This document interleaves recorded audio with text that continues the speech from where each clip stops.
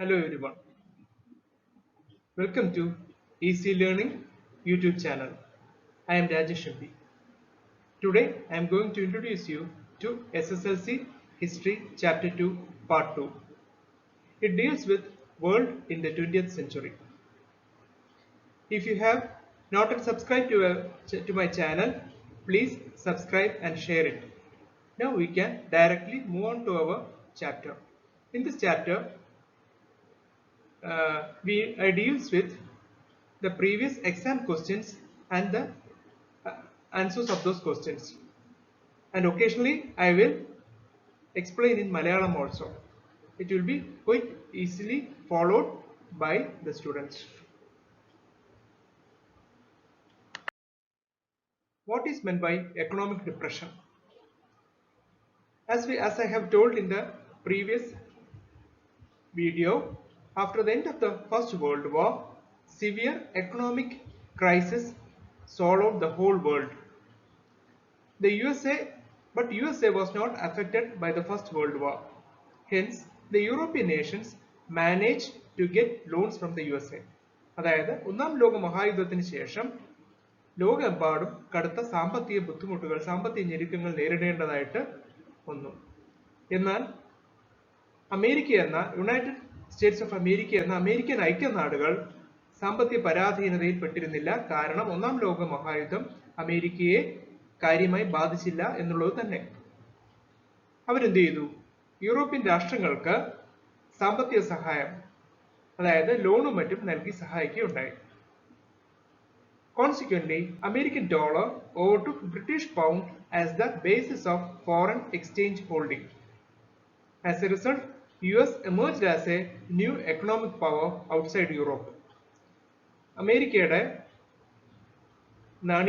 നാണയമായ dollar അതുവരെ ലോകത്തിന്റെ ഏറ്റവും പ്രധാന വിനിമയ രീതിയായിരുന്ന ബ്രിട്ടീഷ് പൗണ്ടിനെ കാളും മുന്നേറുന്നതായിട്ടാണ് നമ്മൾ കണ്ടത്. ഇതുപയോഗിച്ച് അമേരിക്കൻ ഡോളർ ഉപയോഗിച്ച് അന്താരാഷ്ട്ര കച്ചവടങ്ങളും മറ്റും നടക്കാൻ തുടങ്ങിയത് ഈ എക്കണോമിക് ഡിപ്രഷന്റെ കാലഘട്ടത്തിലാണ്. അതോടെ അമേരിക്കൻ ഐക്യനാടുകൾ യൂറോപ്പിന് പുറത്തുള്ള വൻ ശക്തിയായിട്ട്, ലോക ശക്തിയായിട്ട് മാറുന്ന കാഴ്ചയാണ് കണ്ടത്. The economic growth of the USA did not last long. The world was thrown into an economic crisis in 1929, which actually originated in the United States of America. അമേരിക്കയുടെ ഈ വളർച്ച എന്ന് പറയുന്നത് താൽക്കാലികം മാത്രമായിരുന്നു. കാരണം 1929 ആയപ്പോഴേക്കും അമേരിക്കയിൽ തന്നെ കടുത്ത സാമ്പത്തിക മാന്ദ്യം ഉണ്ടാവുകയും അത് ലോകമെമ്പാടും വ്യാപിക്കുകയും ചെയ്തു. ഇതിനെയാണ് എക്കണോമിക് ഡിപ്രഷൻ എന്ന് അറിയപ്പെടുന്നത്. How did the economic depression in the USA affect the economy of other nations? Explain. എങ്ങനെയാണ് ഈ അമേരിക്കയിലുണ്ടായ സാമ്പത്തിക മാന്ദ്യം ലോകരാഷ്ട്രങ്ങളെ ബാധിച്ചത്? അതാണ് പറയുന്നത്. People who became pauper because of the war couldn't afford the commodities. സാമ്പത്തിക മാന്ദ്യം കാരണം ലോക ജനങ്ങൾക്ക് അവശ്യ വസ്തുക്കൾ വാങ്ങാനുള്ള സാമ്പത്തിക ശേഷി ഇല്ലാത്ത സ്ഥിതിവിശേഷം വന്നു. അവരെല്ലാം പാപ്പരായി മാറി. The goods were kept unsold in factories. വലിയ വലിയ വ്യവസായശാലകളിൽ നിർമ്മിച്ചിരുന്ന കമ്മോഡിറ്റീസ്, അതായത് ഉൽപ്പന്നങ്ങൾ യഥാർത്ഥത്തിൽ അവിടെ തന്നെ കെട്ടിക്കിടക്കുന്ന ഒരു അവസ്ഥ വന്നു. കാരണം അത് മാർക്കറ്റുകളിൽ എത്തിച്ചാൽ പോലും വാങ്ങാൻ സാമ്പത്തിക ശേഷിയുള്ളവർ കുറവായിരുന്നു എന്നുള്ളത് തന്നെയാണ്. The European nations failed to repay their debts to the USA and hence the American banks collapsed. നേരത്തെ പറഞ്ഞതുപോലെ കോടാനുകോടി ഡോളറിന്റെ ലോൺ അമേരിക്ക സാമ്പത്തിക പരാധീനതകളിൽ നിന്ന് രക്ഷപ്പെടുന്നതിനായിട്ട് യൂറോപ്യൻ രാഷ്ട്രങ്ങൾക്ക് വായ്പാ അടിസ്ഥാനത്തിൽ കൊടുക്കുകയുണ്ടായി. എന്നാൽ ഈ യൂറോപ്യൻ രാഷ്ട്രങ്ങൾക്ക് ഭൂരിപക്ഷം വായ്പകളും തിരിച്ചടയ്ക്കാൻ കഴിയാതെ വരികയും തന്നിമിത്തം അമേരിക്കൻ ബാങ്കുകൾ സാമ്പത്തിക പരാധീനതകൾ മൂലം തകർന്നടിയുകയും ചെയ്യുന്ന ഒരു കാഴ്ചയാണ് നമ്മൾ കാണുന്നത്. That means inflation became uncontrollable. Inflation, നാണയപ്പെരുപ്പം നിയന്ത്രണാതീതമായിട്ട് മാറുന്ന ഒരു കാഴ്ചയാണ് കണ്ടത്. Acute unemployment and poverty. Acute unemployment, കടുത്ത തൊഴിലില്ലായ്മ, പോവർട്ടി, കടുത്ത ദാരിദ്ര്യം, ഇതെല്ലാം എക്കണോമിക് ഡിപ്രഷൻ കൊണ്ട് ലോകത്തിൽ ഉണ്ടായതാണ്. European countries adopted heavy taxation in there colonies. ഇത് പരിഹരിക്കുന്നതിന് വേണ്ടിയിട്ട് എന്ത് ചെയ്തു?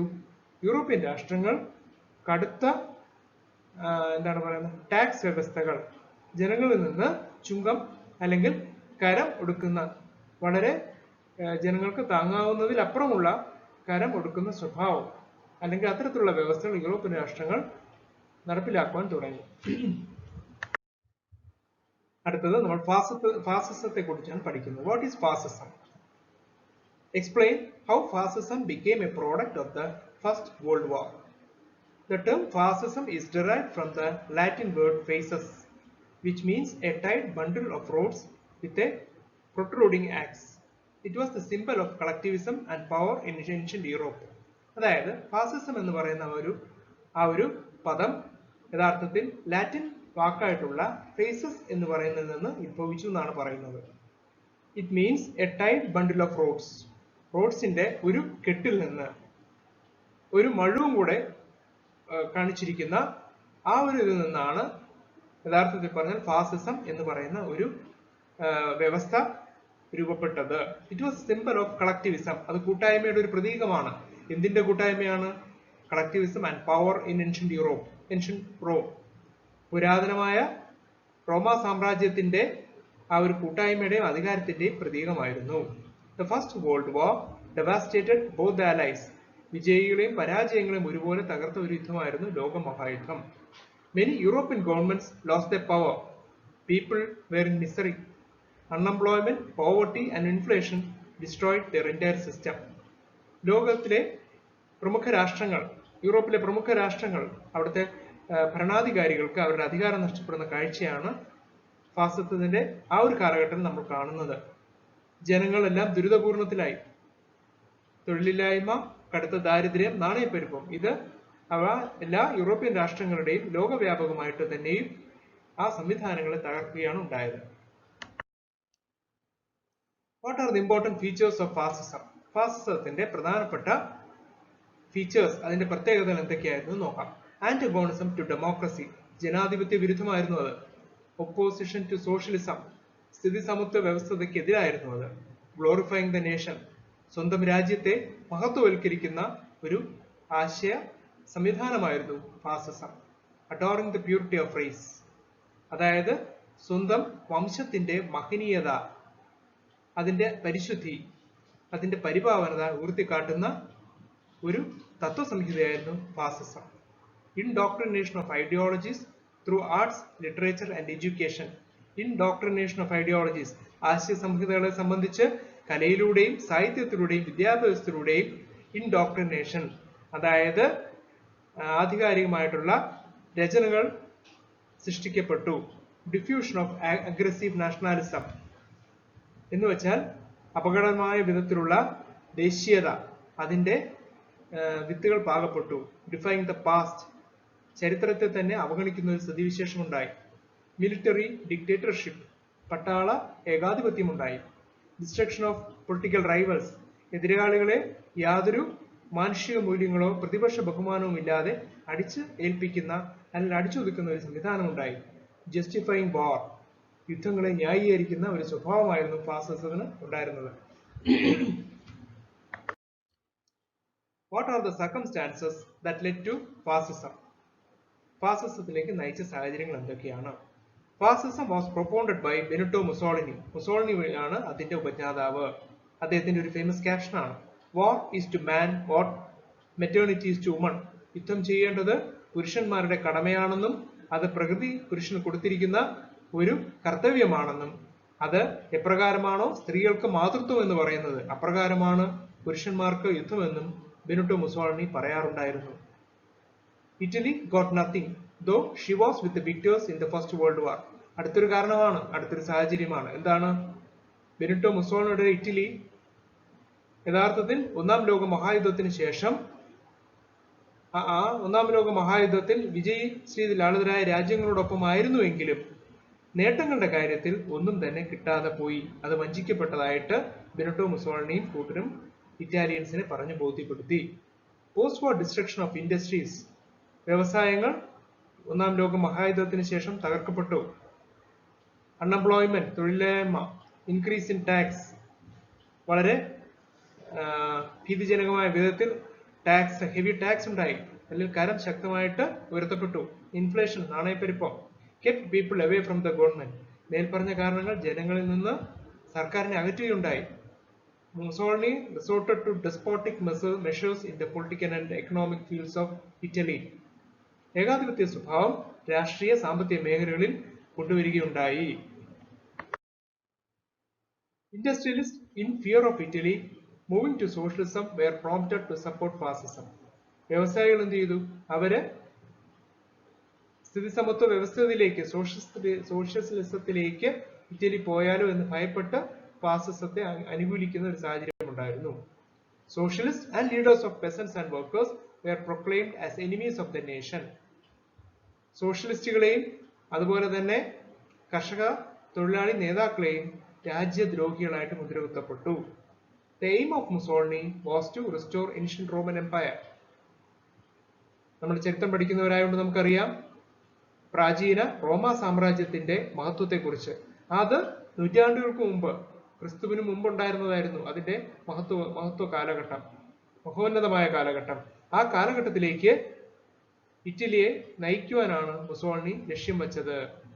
He uses his military force known as black shirts and suppressed the opponents through fascist policies. അദ്ദേഹത്തിന്റെ നയങ്ങളിലൂടെ, അദ്ദേഹത്തിന്റെ പട്ടാളം, ബ്ലാക്ക് ഷർട്ട്സ് എന്നാണ് അറിയപ്പെട്ടിരുന്നത്, അതിലൂടെ എതിരാളികളെ നിർദ്ദയം അദ്ദേഹം അടിച്ചൊതുക്കുന്ന ഒരു സ്വഭാവവിശേഷത ഉണ്ടായിരുന്നു. മുസോളിനിയുടെ ഫോട്ടോ നമുക്കിവിടെ കാണാം. Benito Mussolini. His aggressive foreign policy led him to conquer nations like Ethiopia, Albania, etc. Ethiopia, Albania തുടങ്ങിയ രാഷ്ട്രങ്ങളെ അദ്ദേഹം ഇറ്റലിയുടെ നേതൃത്വത്തിലിരുന്ന Mussolini കീഴടക്കുകയുണ്ടായി. Italy's run for dictatorship paved the way for the outbreak of another world war. അതായത് ഒന്നാം ലോക മഹായുദ്ധത്തിന്റെ ഇതിനു ശേഷം വന്ന മുസോളിനിയുടെ ഈ ഫാസിസ്റ്റ് ഇറ്റലിയുടെ നടപടികൾ രണ്ടാം ലോക മഹായുദ്ധത്തിലേക്ക് വഴിവെച്ചു. നമുക്കിനി നാസിസത്തെ കുറിച്ച് പഠിക്കാം. What is Nazism? How did they came to power? Nazism is the German version of fascism.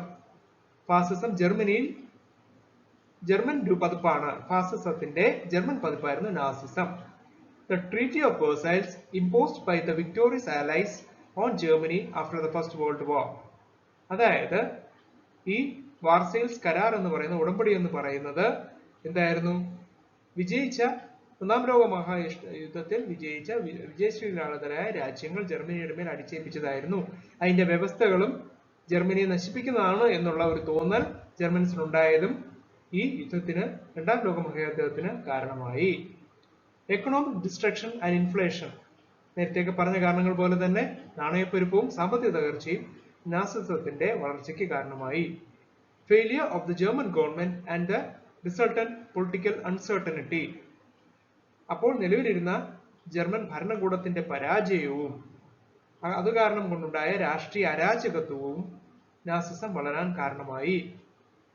With his oratory skills and organizational abilities, Hitler easily succeeded in gaining popular support. അദ്ദേഹത്തിന്റെ വാക് സാമർഥ്യം, പ്രസംഗ വൈഭവം, അതും അദ്ദേഹത്തിന്റെ സംഘടനാ പാഠവും കൊണ്ട് ഹിറ്റ്ലർ ജനങ്ങളുടെ വലിയ രീതിയിലുള്ള പിന്തുണ വളരെ വേഗത്തിൽ നേടിയെടുക്കുകയുണ്ടായി. What are the administrative measures of Hitler? ഹിറ്റ്ലറിന്റെ ഭരണ സംവിധാനത്തെക്കുറിച്ച്, വ്യവസ്ഥകളെ കുറിച്ച് നമുക്ക് പഠിക്കാം.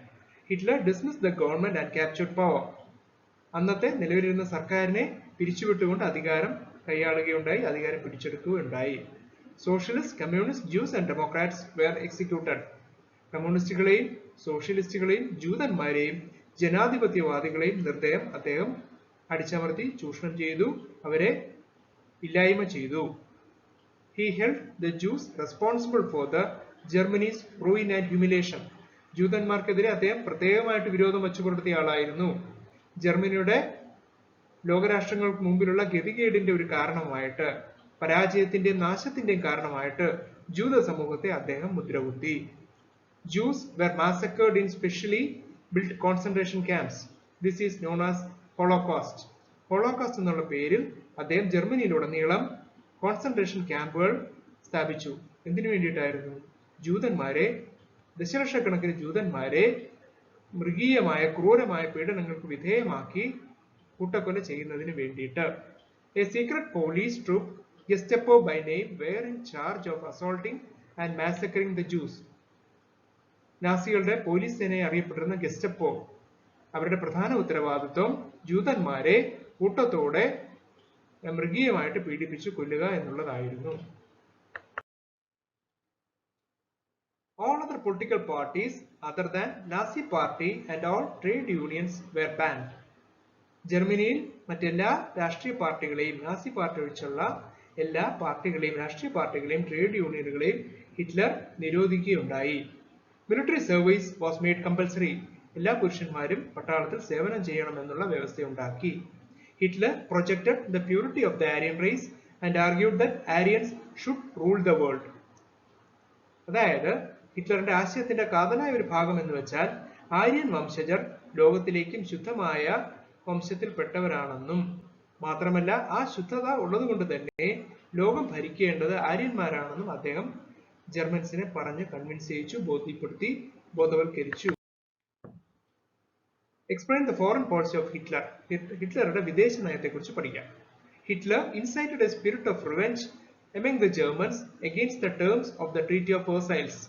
Treaty of Versaillesനെതിരെ ഒരു പ്രതികാര മനോഭാവം ജർമ്മൻസിന്റെ മനസ്സിൽ അദ്ദേഹം വളർത്തിയെടുത്തു. He used newspapers, radio, cinema and educational systems widely to propagate the ideologies of Nazism. അന്ന് നിലവിലിരുന്ന എല്ലാ സംവിധാനങ്ങളും, പത്രമാധ്യമങ്ങൾ, റേഡിയോ, സിനിമ, വിദ്യാഭ്യാസ സമ്പ്രദായം എല്ലാം എന്തിനു വേണ്ടിയിട്ടായിരുന്നു? നാസി ആശയങ്ങൾ പ്രചരിപ്പിക്കുവാനായി അദ്ദേഹം ഉപയോഗിച്ചു. Taking advantage of the feeling of revenge among Germans, Hitler adopted an aggressive foreign policy. അദ്ദേഹം വളരെ അഗ്രസീവ് ആയിട്ടുള്ള, ആക്രമണോത്സുകമായിട്ടുള്ള ഒരു വിദേശ നയം ആയിരുന്നു അദ്ദേഹം പാലിച്ചത്, അദ്ദേഹം കൈക്കൊണ്ടിരുന്നത്. He attacked Austria and Czechoslovakia. ജർമ്മനിയുടെ സമീപ രാഷ്ട്രങ്ങൾ, അയൽ രാഷ്ട്രങ്ങളായ ഓസ്ട്രിയയും ചെക്കോസ്ലോവാക്യയും അദ്ദേഹം ആക്രമിക്കുകയുണ്ടായി. Germany formed alliance with Italy and Japan, which were opposed by other countries. സമാന ചിന്താഗതിയുള്ള മുസോളിനിയുടെ ഇറ്റലിയെയും ഏഷ്യൻ രാജ്യമായ ജപ്പാനും ഇവരെല്ലാം ഒരു തരത്തിൽ അല്ലെങ്കിൽ മറ്റൊരു തരത്തിൽ ലോകരാഷ്ട്രങ്ങളിൽ ഒറ്റപ്പെട്ട് കഴിഞ്ഞിരുന്നവരാണ്. സമാന ചിന്താഗതിയുള്ള ഈ മൂന്ന് രാഷ്ട്രങ്ങൾ കൂടെ അല്ലെങ്കിൽ ഈ രണ്ട് രാഷ്ട്രങ്ങളോടൊപ്പം ജർമ്മനി ഒരു സഖ്യകക്ഷിയെ ചേരുകയുണ്ടായി. This ultimately resulted in the Second World War. ഈ സഖ്യമാണ് രണ്ടാം ലോക മഹായുദ്ധത്തിലേക്ക് നയിച്ചത്. The causes of Second World War. It's a very important question that we can expect in SSLC exam. A regular question usually being asked in the SSLC exam. We can study about it. Aggressive foreign policy of the Nazis and the fascists led to the Second World War. നേരത്തെ പറഞ്ഞതുപോലെ നാസികളുടെയും ഫാസിസ്റ്റുകളുടെയും aggressive ആയിട്ടുള്ള, ആക്രമണോത്സുകമായിട്ടുള്ള വിദേശ നയം രണ്ടാം ലോക മഹായുദ്ധത്തിലേക്ക് നയിക്കുകയുണ്ടായി. Japan also joined Germany and Italy. This alliance of three nations came to be known as Axis powers. അച്ചുതണ്ട് ശക്തികൾ എന്നറിയപ്പെടാൻ തുടങ്ങിയതാണ് Japan, Germany, Italy. England, France and China formed another alliance and it came to be known as Allied powers. They were later joined by USA and USSR. തുടക്കത്തിൽ England അല്ലെങ്കിൽ Britain, France, China ഇവർ മൂന്ന് രാഷ്ട്രങ്ങൾ കൂടെ ചേർന്ന് allied powers സഖ്യകക്ഷികൾ രൂപീകരിക്കുകയുണ്ടായി. പിന്നീടുള്ള വർഷങ്ങളിൽ American ഐക്യനാടുകളും Soviet യൂണിയനും അവരോടൊപ്പം ചേരുകയുണ്ടായി. The failure of the League of Nations also led to the Second World War. അടുത്തൊരു പ്രധാന കാരണം എന്ന് പറയുന്നത് എന്താണ്? ഒന്നാം ലോക മഹായുദ്ധത്തിന് ശേഷം സ്ഥാപീകരിക്കപ്പെട്ട, ലോക സമാധാനത്തിന് വേണ്ടി സ്ഥാപിക്കപ്പെട്ട ലീഗ് ഓഫ് നേഷൻസ് മുമ്പേ പരാജയമായിരുന്നു. The policy of appeasement taken by Britain and France was yet another reason. The policy of appeasement. ഒന്നാം ലോക മഹായുദ്ധത്തിന് ശേഷം യൂറോപ്പിലെയും ലോകത്തെയും പ്രമുഖ ശക്തികളായ ബ്രിട്ടനും ഫ്രാൻസും ഒരു തലോടൽ നയം, പോളിസി ഓഫ് അപ്പീസ്മെന്റ്, ഒരു പ്രതികരണ ശേഷിയില്ലാത്ത രീതിയിലുള്ള ഒരു നയമായിരുന്നു ഫോറിൻ പോളിസി. അവരുടെ വിദേശ നയത്തിന്റെ കാതലായ ഭാഗം.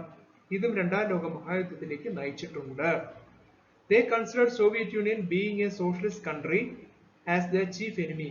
ഈ ഈ അപ്പീസ്മെന്റ് പോളിസിക്ക് ഒരു പ്രധാന കാരണം നമ്മൾ നേരത്തെ പഠിച്ചതുപോലെ റഷ്യൻ റവല്യൂഷന് ശേഷം അവിടെ ഒരു കമ്മ്യൂണിസ്റ്റ് ഭരണകൂടം വന്നു നിക്കോളാസ് ലെനിന്റെ നേതൃത്വത്തിൽ.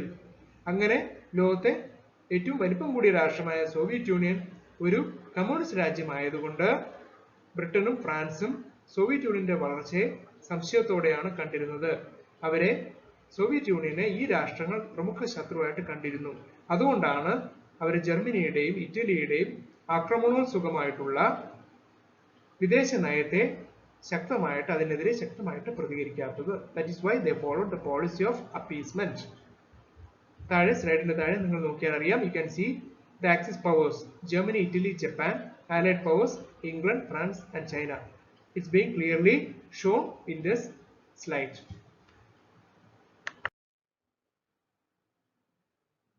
അടുത്ത കാരണങ്ങളിലേക്ക് നമ്മൾ പോവുകയാണ്, അല്ലെങ്കിൽ ഇമ്മീഡിയറ്റ് ആയിട്ടുള്ള causes. The immediate causes for the Second World War is being discussed in this slide.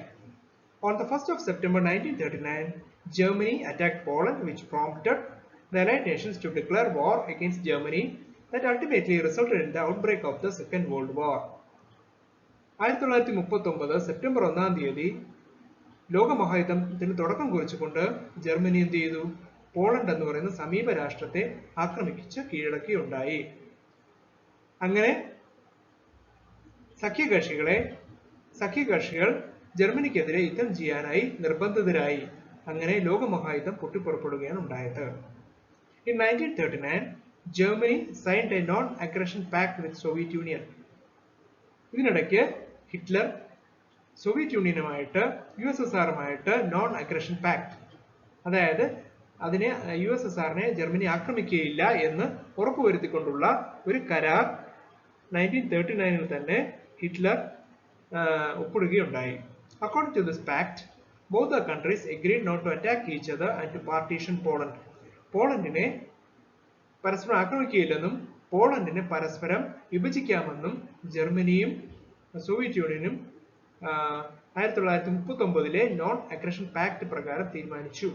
However, the pact came to an end when Hitler attacked Soviet Union in 1941. എന്നാൽ 2 വർഷ കാലാവധിയെ ഈ കരാറിന് ഉണ്ടായുള്ളൂ. കാരണം 1941 ഹിറ്റ്ലറുടെ നേതൃത്വത്തിൽ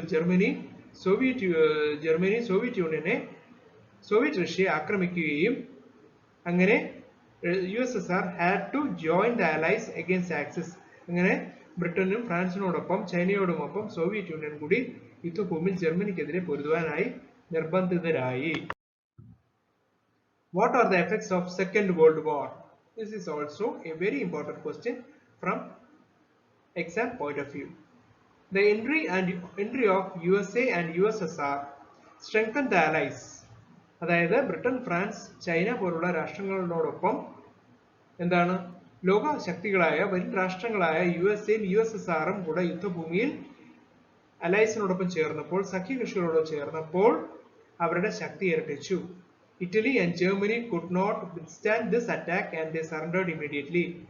USAയുടെയും USSRന്റെയും കൂടെ സപ്പോർട്ട് കിട്ടിയതോടെ സഖ്യകക്ഷികളുടെ ശക്തി ഇരട്ടിയാവുകയും ഇറ്റലിക്കും ജർമ്മനിക്കും അവരുടെ ആക്രമണത്തെ നേരിടാൻ കഴിയാതെ എത്രയും പെട്ടെന്ന് അവർ